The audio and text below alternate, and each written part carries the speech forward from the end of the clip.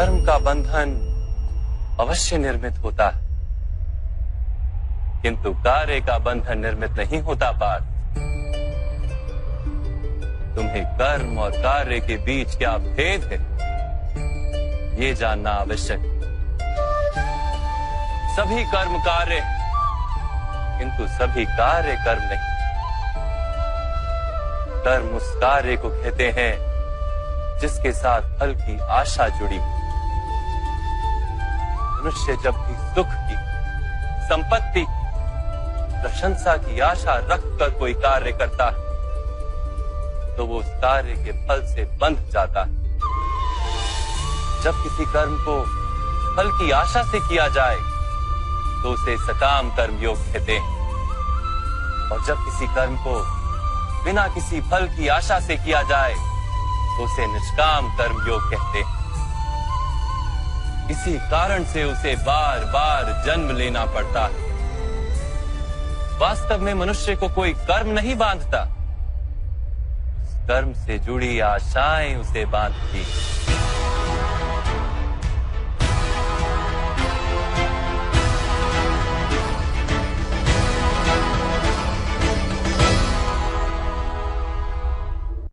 वास्तव में मनुष्य को कोई कर्म नहीं बांधता, उस कर्म से जुड़ी आशाएं उसे बांधती हैं। वो कैसे माधव? यदि इस युद्ध में तुम्हें विजय होने की आशा है तो पराजित होने पर तुम्हें भीषण दुख होगा, और वो दुख तुमसे कोई अन्य कार्य करवाएगा जिसके लिए तुम्हें दूसरा जन्म लेना पड़ेगा। और यदि तुम विजयी हुए तो तुम्हारा अहंकार बढ़ेगा, और वो अहंकार तुम्हें विश्व विजय के लिए प्रेरित करेगा, तुमसे हत्याएं करवाएगा और उसका पाप तुम्हें बांधेगा। विचार करो, यदि तुम्हें इस युद्ध में ना विजय का मोह और ना पराजय का भय, तो इस युद्ध के अंत में तुम्हें सुख प्राप्त होगा या दुख प्राप्त होगा? ना सुख माधव, ना ही दुख। अर्थात तुम्हारा सुख, दुख, हताशा, निराशा, अहंकार युद्ध के कारण नहीं है। युद्ध के साथ तुमने जो आशाएं बांधी हुई हैं, उसके कारण है। क्या ये सत्य नहीं है पार्थ?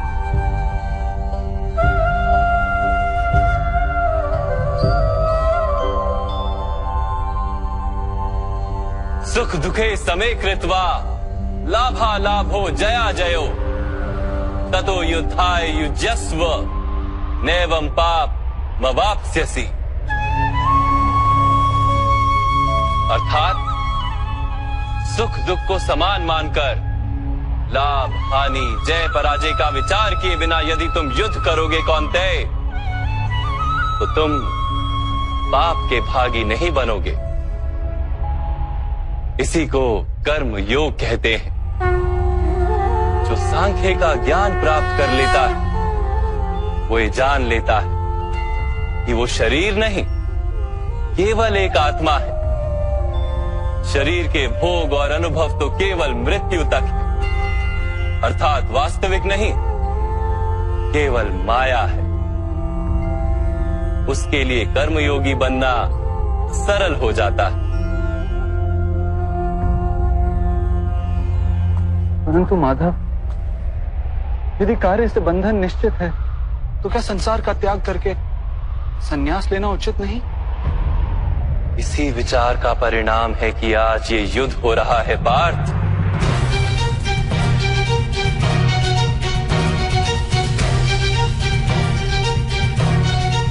विचार करो, जब सत्व गुण से भरे धर्म को जानने वाले लोग कर्मों का त्याग करते हैं, तब अधर्म से भरे लोग भी संसार को चलाते हैं।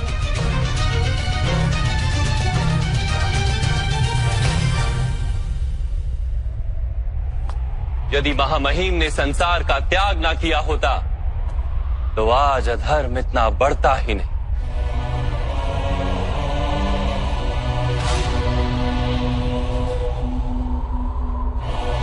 और तुम्हारे पिता ने यदि संन्यास ना लिया होता तो आज भ्राता युधिष्ठिर सुख से राज कर रहे होते।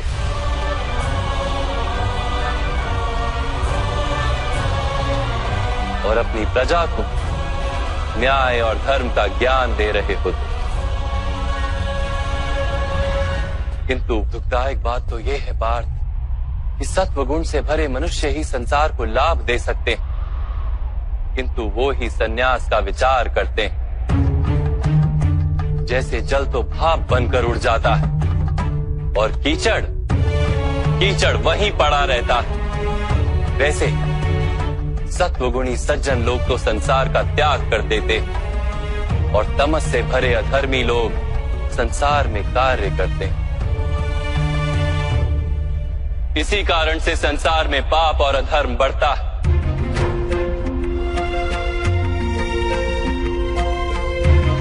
किंतु कर्मयोग इस विचित्र स्थिति से सारे संसार का रक्षण करता है।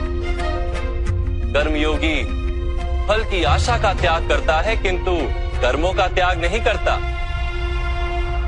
वो इसी संसार में रहता है, सन्यासी की भांति सारे कार्य करता है, किंतु उनमें लिप्त नहीं होता।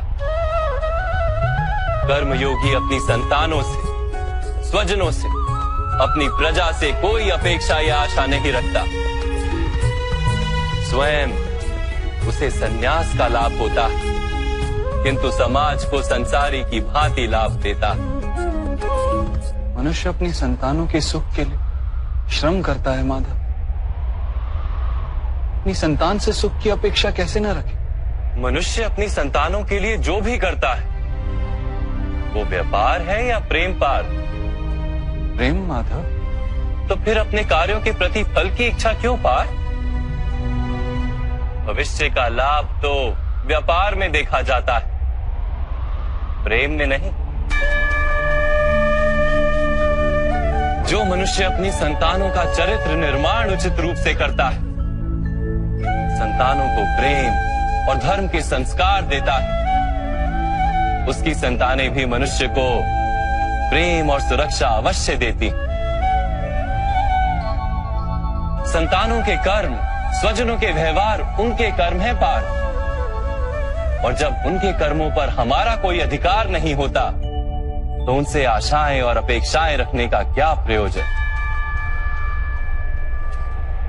यदि गहन विचार करोगे पार्थ तो शीघ्र ही ये जान लोगे कि जीवन में ऐसा कोई कार्य नहीं है जिसके साथ आशाएं और अपेक्षाएं जोड़ना अनिवार्य हो।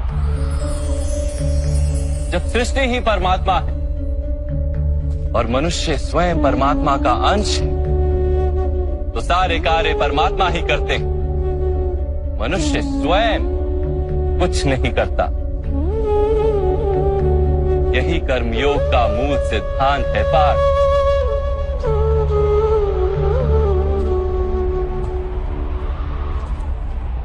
तुम्हें भी कर्मयोगी बनकर ये युद्ध करना आवश्यक है पार्थ।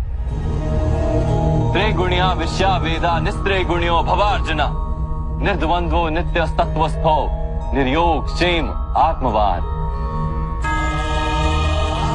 3 गुणों का त्याग करके निर्गुण बन जाओ पार्थ। इस द्वंद्व से मुक्त हो जाओ।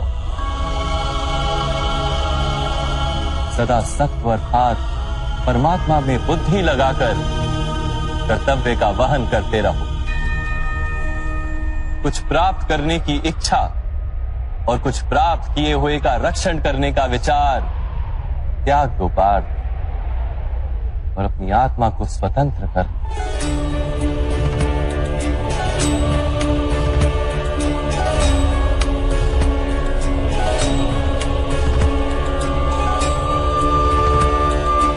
स्मरण रहे पार्थ,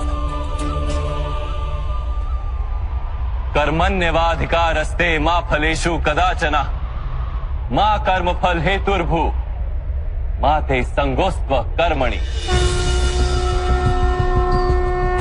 तुम्हारा अधिकार तो केवल कर्म करने का है, फल तो ईश्वर के हाथ में। इसलिए ना कर्म से भागना उचित है और ना ही कर्म के फल की आशा रखना उचित है।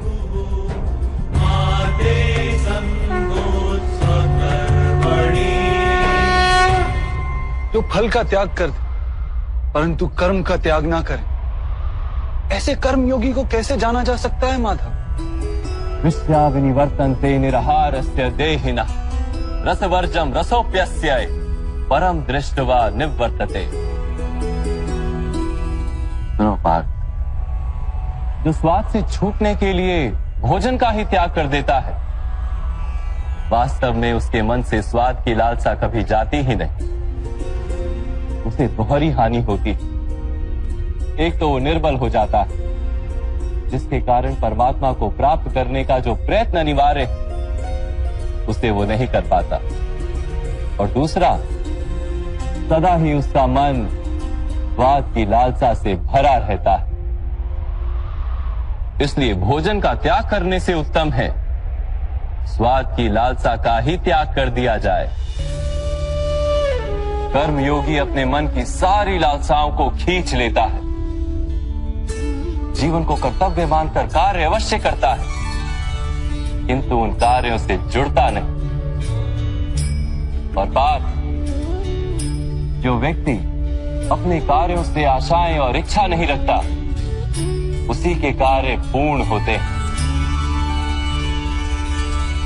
एक असफलता से दुखी होकर जिसका मन डोलता नहीं, एक सफलता से आनंदित होकर जो स्वयं को सर्वश्रेष्ठ नहीं मानता, ऐसे ही व्यक्ति को कर्म योगी कहते हैं। और ऐसा व्यक्ति जीवन में बार बार सफल होता है।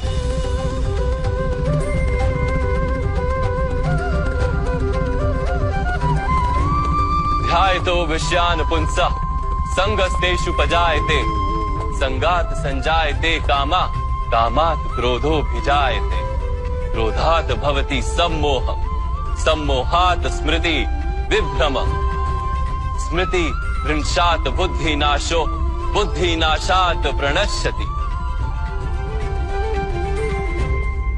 फल की आशा से कामना प्रकट होती है, और कामना का तो स्वभाव है असंतुष्ट रहना। असंतोष से क्रोध उत्पन्न होता है, और क्रोध से मोह जन्मता है। मोह के कारण व्यक्ति आचार और व्यवहार का ज्ञान ही भूल जाता है। ज्ञान के जाने से बुद्धि चली जाती है, अनुचित प्रकार के कार्य होने लगते हैं, और समाज ऐसे व्यक्ति का शत्रु बन जाता है। और अंत में ऐसे मनुष्य पूर्णतः पतन हो जाता है।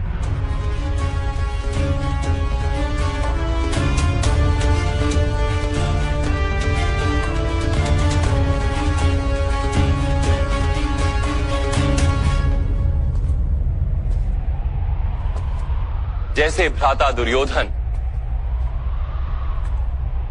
उनके सेनापति महामहिम उनके ही शत्रु हैं, और तुम्हें विजय का आशीर्वाद दिया।